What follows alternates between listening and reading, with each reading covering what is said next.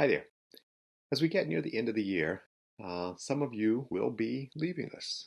Some folks will be retiring, and I wanted to make sure that you had some knowledge about how you could manage the files that you've stored inside your personal Google Drive, the one that CREC provides you, so your CREC G Suite Google Drive. Um, you may want to save some of those files for your personal use. You may want to transfer some of those in some way to someone else within River Street because it will be of value to your department or to a coworker after you've left. So I want to go over how to do those things. Otherwise, those files will just disappear when CREC closes your Google account. So today we will look at Google Transfer and Google Takeout. Okay, let's take a look at what you can do with your files that are in your personal CREC Google Drive so that they don't go away when CREC closes your account. And you've got a couple of options here before we start saving things for yourself. There may be things you want to share with other staff members as you leave. One of the ways to do that is our obvious sharing option. So let me go into my drive. We will pick one of my sample files and we'll just use this link example here. And you can share it.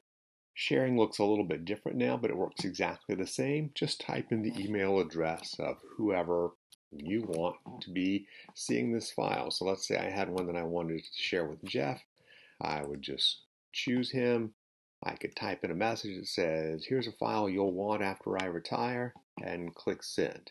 And he will get access to those files.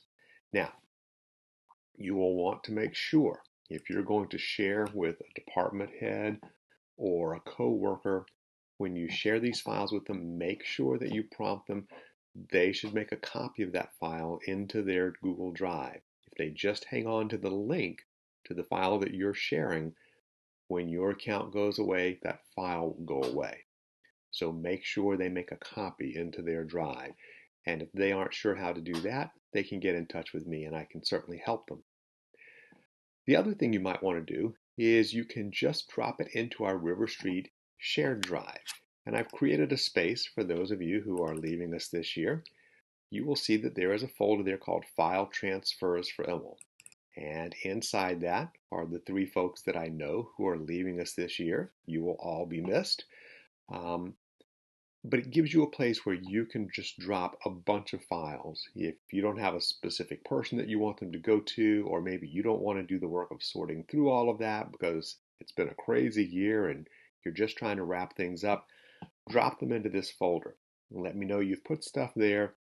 I will open that up and I will work with the teacher that takes your place. If you're passing things along to them, I will archive them on the server if that's what's appropriate. I will figure out a way to process those files for you. But this gives you a safe spot to put those files.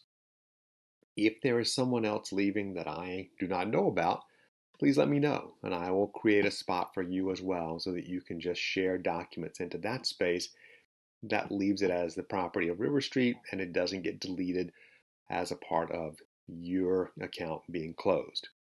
Now, that's two different ways that you can share your files with people before you leave. But there may be things inside your Google Drive that you want to keep after you go. So let's look at ways that we can do that. I'm logged into my CREC account. I'm going to open a new tab.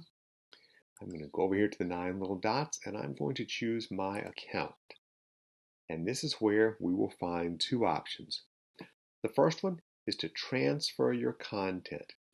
And what this will do is it will take the contents of your email, which we don't have. This is for Gmail, and we don't have Gmail.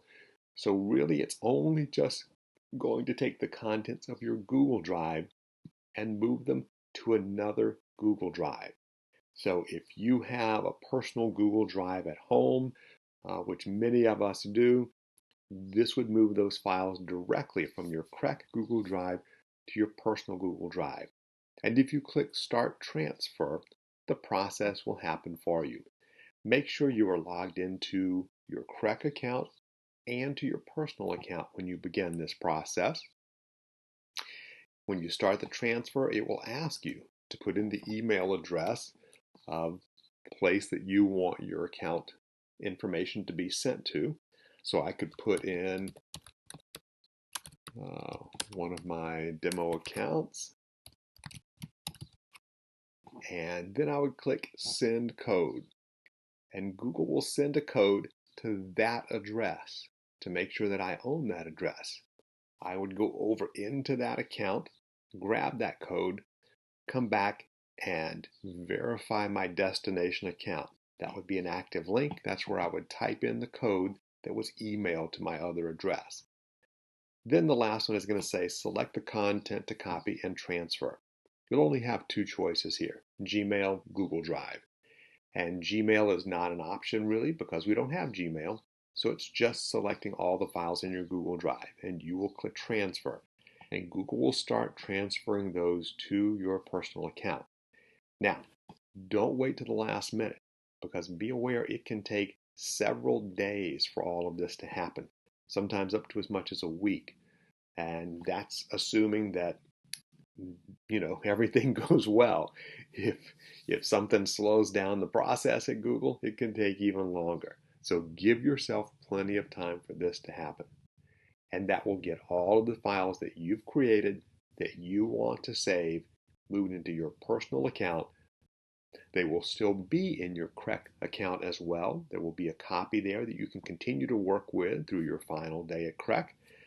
And then you can just walk away and leave that behind, and that account will be closed out, and that information will be deleted because you've already either moved it to someone else at River Street or saved it for yourself. Now, that's transferring your information from one account to another.